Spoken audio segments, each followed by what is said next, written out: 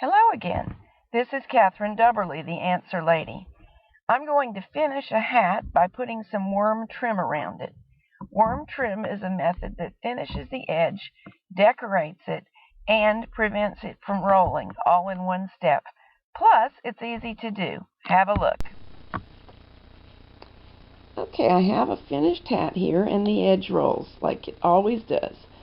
On stockinette, the edge will roll to the knit side, showing a little purl edge at the bottom and top of the fabric, and it will roll the other way, flipping towards the purl side on the edges of the fabric.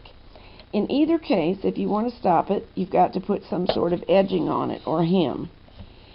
Now I'm tucking my hat inside the loom so I can get to the area that I want to work with. These are the E-wraps with which I initially cast on. I am going to hang 3 of them on 3 needles. Now I'm going to take the main yarn and begin with a slip knot, just so it won't get away from me. There we go. Hang that on the first of the needles and treat that like my first stitch. Knit it over, knit the next one over. I'm doing a normal stockinette stitch, really a U stitch. It would be called a flat stitch, except for one thing. Here is flat stitch, which is what I'm doing. But then I'm giving a little tug so that my yarn creates a U shape around my needle. And the effect of doing so is to loosen the stitch a little bit. And since that is how I knitted my main body of my hat, that's how I'm going to knit my worm trim, which is what we're doing. I've just knitted 2 rows. Here comes row number 3. I'm only knitting on 3 needles, and I'm only knitting on the 3 stitches that I hung. Row 4. I'm just going back and forth. Now, some of you, if knitting stockinette back and forth, would skip the first stitch, similar to slipping it in hand knitting. That's fine, but it's not a technique you want to use for worm trim, I don't think. I can try it out at another time, but that's not the way I do it. Okay, here's row 6, all knitted. Now what have we got? We've got a little string, sort of, attached to the first 3 stitches on the edge of the hat. Now I'm going to lift the edge of the hat again. This stitch has already been knitted into. This was an E-wrap. So I'm going to pick up the next E-wrap, hang it on the rightmost needle, the second next one on the next needle, and the third. Now we have the stitches that were in work and 3 more E-wraps on the same needles we've been working on all along. I'm going to knit those over, knit 6 more rows, and on the first row, of course, I knit off both of the loops that are on each needle or peg. So that's row 1, row 2. You may notice that I said I was U stitching, but you don't always see me pull down. That is because on this loom, if I make an exaggerated stitch over and pull down a little with my needle, or my loom hook actually, it does the same thing just a little bit more efficiently. And it's what I tend to do when I'm not thinking about telling you about it. That was row 3.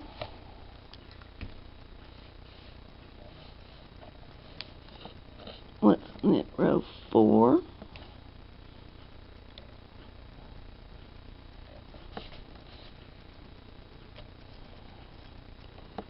Row 5.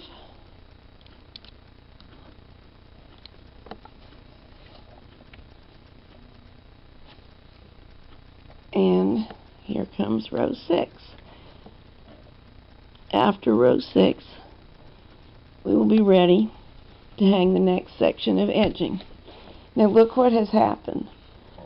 My first piece of worm trim kind of wrapped the first piece of edge. My second piece is going to do the same thing, and that's due to the fact that we knit a straight strand up and then we lift the next 3 E-wraps, and that puts a little bit of a twist into it. This one was already knitted into. This one should be hung, and this one, oops, I'm on the wrong needles. I shifted over a needle. That could be fun, but that's a whole different technique. There we go. I'm ready to knit 6 more rows. Zoom, zoom, zoom. We're going to do this all the way around the hat, and I'm going to go away from the camera and do it so I don't have to keep bending over the camera, and I will see you in a few minutes. Here we are. I've knitted worm trim all the way around. I've got my last little bit still hanging there, and it's time to join the beginning to the end. Now, if you did not have an exact multiple of 3 stitches in your hat, it's not going to come out perfectly even. And here I have 2 E-wraps actually that should have been hung and worm trim knitted, but they haven't been because of the number that I had. So you have 2 choices. You can fudge, which is what I'm going to do. I'm going to go ahead and hang both of those and the next one and bind off. But I could instead hang these, knit 1 more piece of worm trim, then hang the resulting end behind the first piece of worm trim and bind off. Alright, my final piece is hung. To bind off, I'm going to behave as though I was knitting the first stitch, then move it to the second needle, do the same with the second stitch, move it to the third needle, do the same with the third stitch, but now snip the yarn and pull it through the final stitch. And here is the edge we've created. Here's my finish, and it looks like I dropped a stitch. So let me show you what I'm going to do with that. I've got to find a latch tool. Okay, I'm going to do it with a crochet hook because you'll be able to see it better. A crochet hook and a latch tool are very similar, but there's a little gate on the latch tool. However, it's not as easy for you to see. I'm going to pick up the dropped stitch that I should have bound off but somehow missed. Let me enlarge it a little so the crochet hook will go in it. And just pull that last loop through it. Now, I have a nicer edge. I can tie the beginning and ending yarn tails together. And after that, I'll weave them in and out of the fabric till they disappear. But in the meantime, you can see my hat brim. It reduces the rolling of the edge. It doesn't absolutely eliminate it, but once it's on a head, it will seem to do so. Also, you could steam it. What you do is steam this area and avoid steaming the worm trim itself. See how it looks like a little rope wrapping around the edge? And yet it's so easy to do. I have my hat on a pitcher because I do not have a child-sized head form. And I'm turning it so that you can see the way the brim looks when it's actually on something. I think it's a cute look. It's certainly simple to do, and it's a nice alternative. If you know that you're going to use worm trim as your brim, you could consider using an exact multiple of 3. I should mention that 3 stitches and 6 rows is not the only way to do this. It is a very traditional size, And when I say traditional, you're going to say, well, I never heard of it before. That is because it is traditional among machine knitters as an edging. And if you're not a machine knitter, you might not have run into it. But 4 stitches in 8 rows can also work.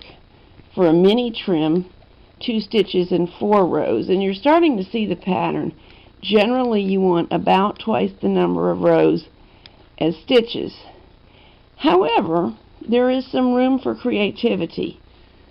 If you want a loopier, lacier looking trim, I could have knitted on this very hat 3 stitches by 8 rows per segment. And that would make little longer loops where we're going to get inchworm looking pieces.